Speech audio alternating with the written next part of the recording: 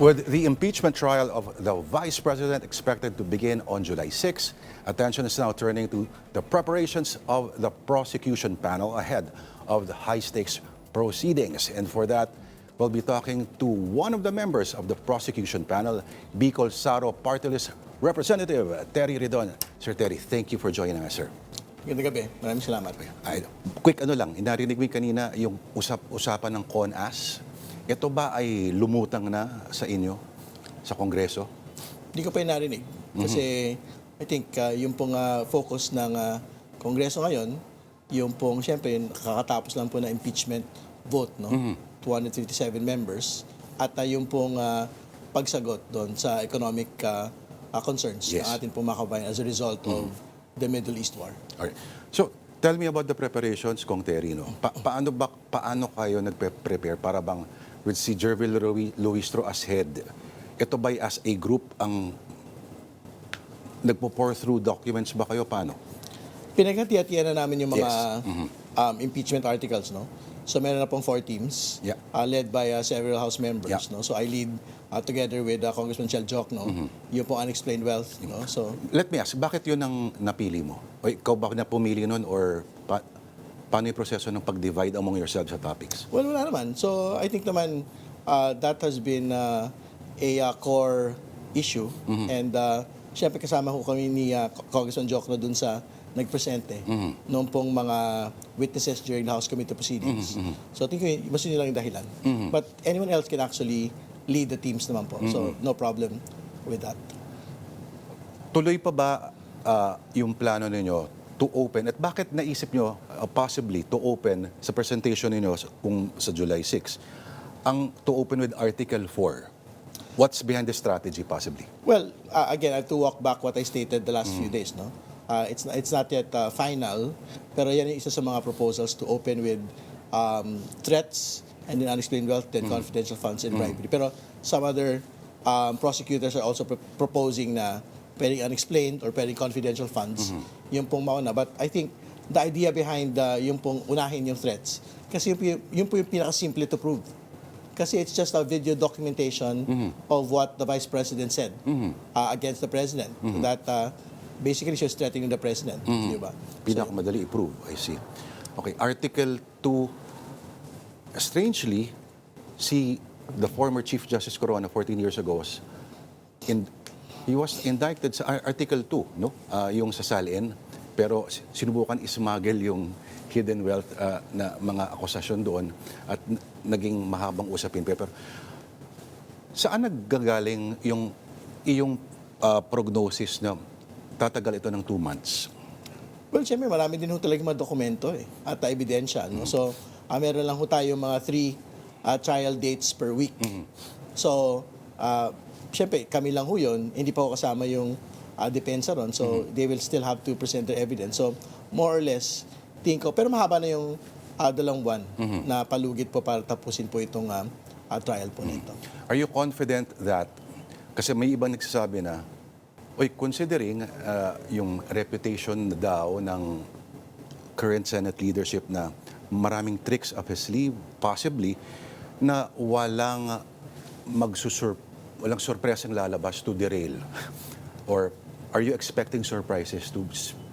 No, not really. From the Senate Impeachment Court, they have been very forthright naman po, particularly in the determination of the schedules, no? And also, they delivered on the commitment to convene the impeachment trial a few days ago. So, malaking bagay po sa amin lahat yun. No? So, talagang naghahanda na po kami. And I'm quite certain, going to pre-trial and going into trial, wala po kami inaasahang mga sorpresa.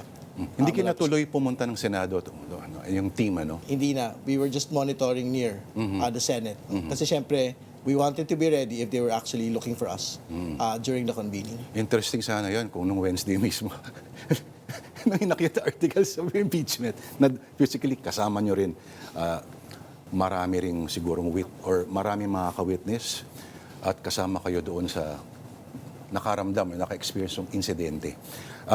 Okay, so 2 months ang iyong tingin.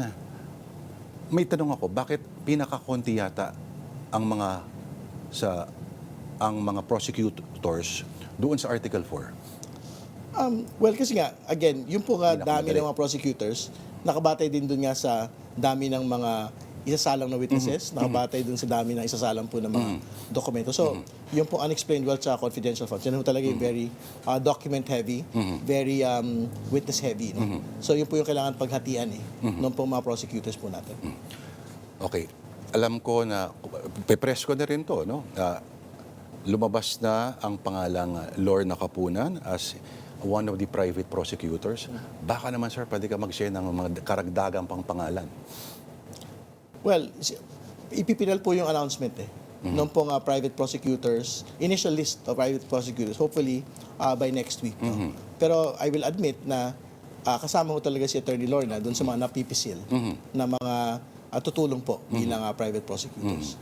Pwede mo kaming bigyan ng clue kung sino itong mga kinakausap ninyo or pinaplanong kunin? May dating kongresista ba dyan? Wala. At the moment, wala. Pero pwede ko sabihin na merong babae, merong lalaki. Abogado. Malapit na. Malapit na. Okay, that narrows the names down to... Okay, may isang babae, may lalaki, at sila ay pumasa ng bar. Yes. Okay. So you have 80,000. Alam ko na kung sino yan. Okay. Taga Quezon City ba yan? Or, okay. So, yung... Ano ang...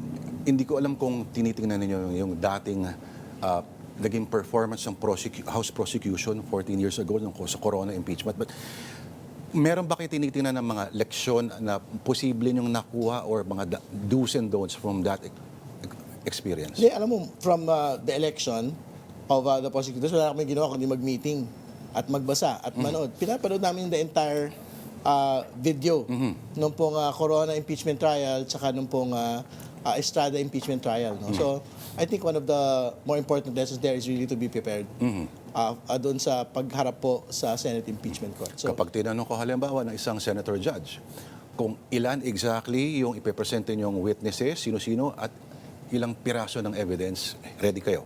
okay, dapat. Pero ipipinal yan pagdating po ng pre-trial. No? I see. So, I will give you a number by the time that we get to pre-trial. At kung ano yung mga evidence yung pwede i-present. Tama I po. see. Marami nagtatanong kung beyond doon pinakita nung Justice Committee hearing sa mga salin, mga amounts and everything, hindi pa pala yun ang kompletong picture.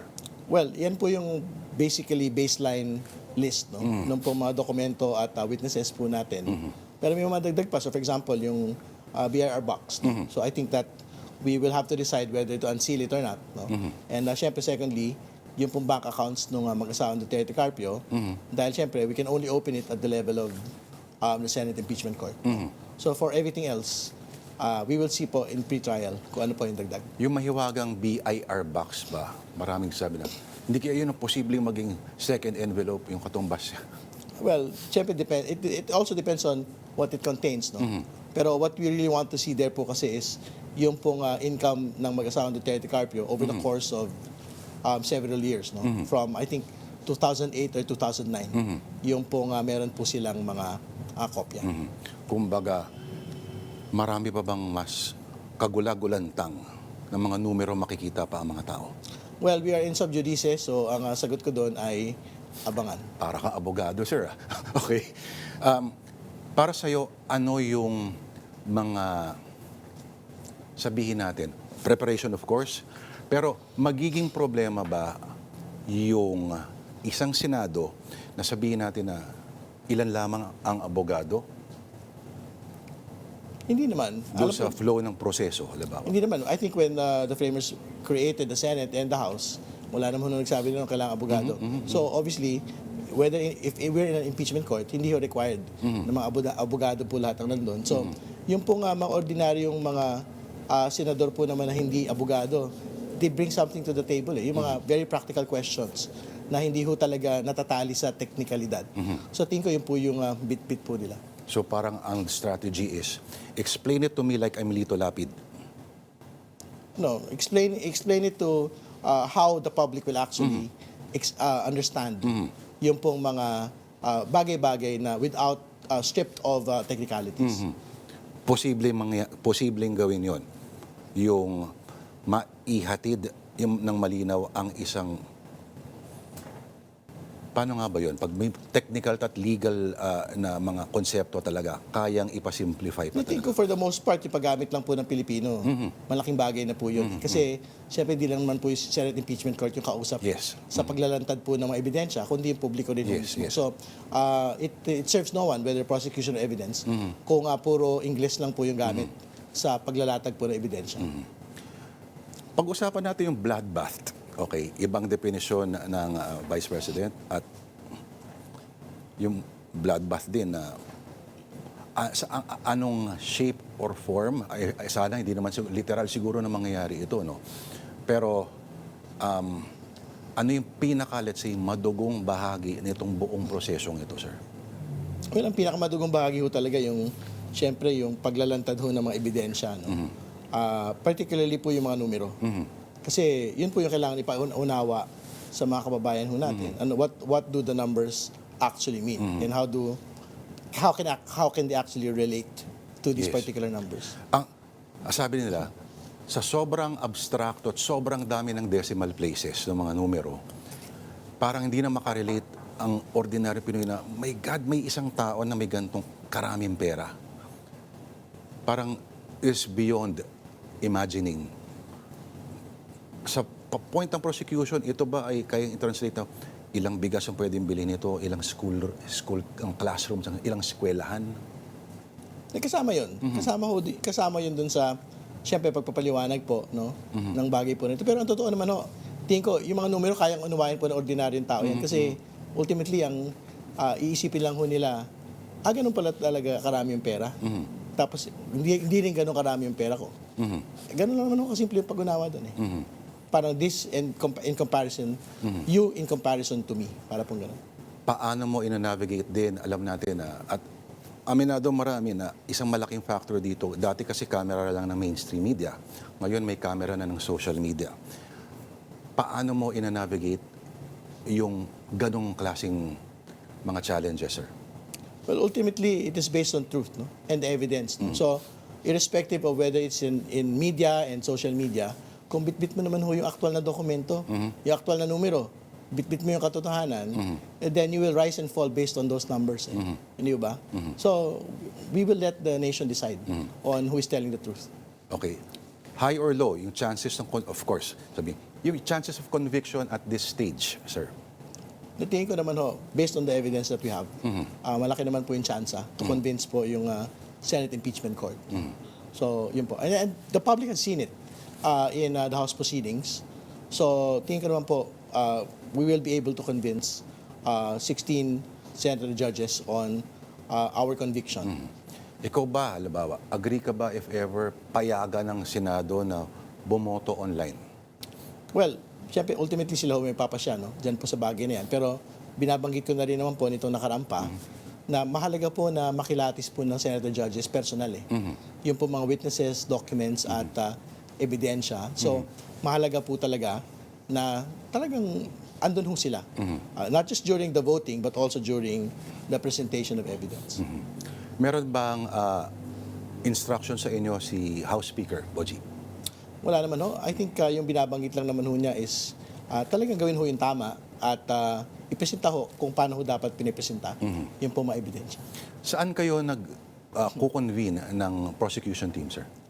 Within Congress lang, within House. There's a dedicated area para po doon sa mga meetings po namin. May group chat, nagkakamustahan din pag may Alright. So, sir, okay, last question na lang. What should the public watch for once the trial formally begins? Well, they should watch for all the details po of the proceedings. No? Pero very important ho yung participation po ng publiko dito. Huwag ho natin iwanan lang sa mga politiko ito po impeachment trial kasi katulad ng binabingkit ko, tungkol po sa ating lahat itong laban po na ito. Okay, yung apat na articles of impeachment, confident kayo na hindi na kailangang bawasan yon. Unlike yung nung 14 years ago kay Corona ay from 8 nag-propose na bawasan ng 3 pa.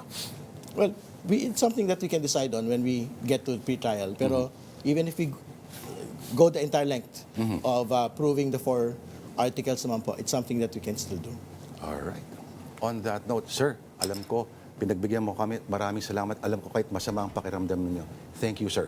Salamat sa pagkamusta. Gandang gabi.